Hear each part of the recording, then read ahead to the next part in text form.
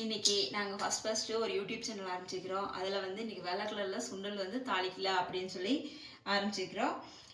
அதுக்கு வந்து வெள்ளை கலர் சுண்டல் நமக்கு தேவையான அளவு 6 மணி நேரம் ஊற வச்சு ஒரு 4 விசில் வேக வச்சு எடுத்து வச்சிடலாம் உப்பு போட்டு. அதுக்கப்புறம் அது தாளிக்கிறதுக்கு வந்து பெரிய வெங்காயம் பொடி பொடியாக கட் பண்ணது, இஞ்சி பூண்டு பொடி பொடியாக கட் பண்ணது, தேங்காய் வந்து கடைசியாக போடுறதுக்கு, அப்புறம் கடலைப்பருப்பு உளுந்து பருப்பு நீங்கள் எவ்வளோ போடுறீங்களோ அந்த அளவுக்கு நல்லா டேஸ்ட்டாக இருக்கும் அது. அப்புறமா வந்து கடுகும் நம்மளுக்கு நிறைய போட்டால் நல்லாயிருக்கும் அதுவுமே. இப்போ வந்து நம்ம அடுப்பை வச்சுட்டு கடலெண்ணெய் ஊற்றி தாளிக்கலாம். கடலெண்ணெய் ஊற்றி தாளித்தா ரொம்ப டேஸ்ட்டாக இருக்கும். இப்போ வந்து வடக்கல் காஞ்சிருச்சு, நம்ம எண்ணெய் ஊற்றலாமா? கம்மியாக ஊற்றிக்கோங்க, ரொம்ப அதிகமாக ஊற்றினீங்கன்னு வச்சுக்கோங்க எண்ணெயாக இருக்கும், சாப்பிட்றதுக்கு ஒரு மாதிரி இருக்குது. இப்போ வந்து எண்ணெய் நல்லா காஞ்சிருச்சு. ஃபஸ்ட்டே வந்து நம்ம வந்து கடலைப்பருப்பும் உளுந்தும் போட்டுடலாம், ஏன்னா அப்போ தான் இது வந்து நல்லா தாளிக்க முடியும். கடுகு போட்டுட்டோம்னா அதுக்கப்புறம் இது பொரியலுக்கு டைம் ஆகிடும், கடுகு வந்து கருகி போயிடும். அதனால் ஃபஸ்ட்டு கடலைப்பருப்பு உளுந்து பருப்பு போட்டுடலாம்.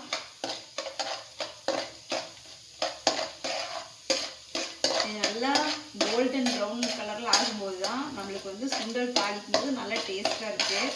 கருகிருச்சுன்னா அப்புறம் வாயிலே வைக்க முடியாது.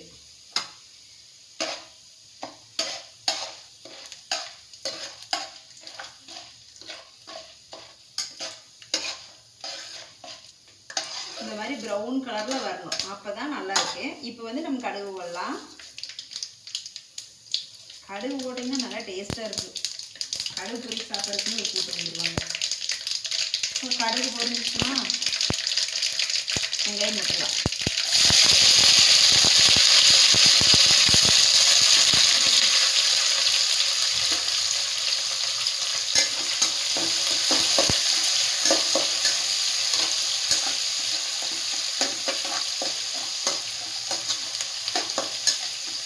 வெங்காயம் வந்து நல்லா வணங்கினதுக்கப்புறமா, ஓரளவுக்கு வணங்கினதுக்கப்புறமா இஞ்சி பூண்டும் போடலாம்.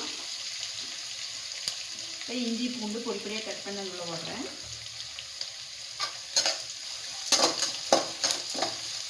வெங்காயம் வணங்குறதுக்கு நம்ம வந்து லைட்டாக உப்பு போட்டுக்கலாம், ஏன்னா ஏற்கனவே நம்ம சுண்டலில் உப்பு போட்டுருக்குறோம். அதனால் அது லைட்டாக வெங்காய கலவாக போட்டிங்கன்னா போதும், இல்லைன்னா எச்சாயிடும்.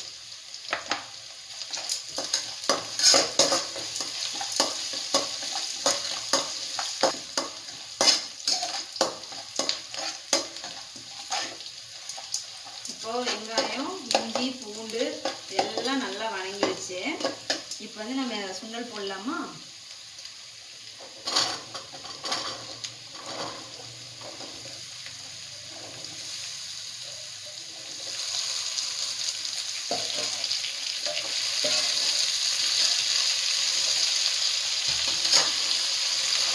இப்போது நல்லா தாளிச்சு வச்சு அது லைட்டாக தண்ணி மாதிரி இருந்தது, அந்த தண்ணியெல்லாம் சுண்டுனதுக்கு அப்புறம் நம்ம வந்து தேங்காய் போட்டு இறக்குனோம்னா சூப்பராக இருக்கும் சுண்டல். நம்ம எப்பவுமே ஹீட்டில் வந்து தேங்காய் போடக்கூடாது, ஏன்னா தேங்காய் வந்து எவாப்ரேட் பண்ணி விட்டுரும் சத்தை. அதனால் எப்பவுமே ஹீட்டாக இருக்கும்போது போடக்கூடாது. ஒரு 2 நிமிஷம் கழித்து போட்டுட்டு இறக்கிடலாம். இப்போ வந்து சுண்டல் நல்லா தாளிச்சாச்சு. இப்போ வந்து தேங்காய் போட்டு ஃப்ரெஷ்ஷான கொத்தமல்லி தழை இதை போட்டு தாளிச்சோம்னா சூடான சுவையான ஈவினிங் சுண்டல் ரெடி. இப்போது இதுக்கு வந்து கேஸ் பிடிக்காமல் இருக்கிறதுக்கு நம்ம வந்து இஞ்சியும் பூண்டு போட்டிருக்கோம். அது கூட வந்து லைட்டாக பெருங்காயத்தூள் மட்டும் ஆட் பண்ணிக்கலாம். அவ்வளோதான். இப்போ வந்து யாருமே வேண்டாம்னு சொல்ல மாட்டாங்க, அவ்வளோ வந்து கலர்ஃபுல்லான சுண்டல் வந்து நமக்கு ரெடி ஆயிடுச்சு. நீங்களும் இந்த மாதிரி வீட்டில் ட்ரை பண்ணி பாருங்கள், சாப்பிடாதவங்க கூட சாப்பிடுவாங்க. நம்ம சேனல் பிடிச்சிருந்தா சப்ஸ்கிரைப் பண்ணுங்கள், லைக் பண்ணுங்கள், கமெண்ட் பண்ணுங்கள். நன்றி.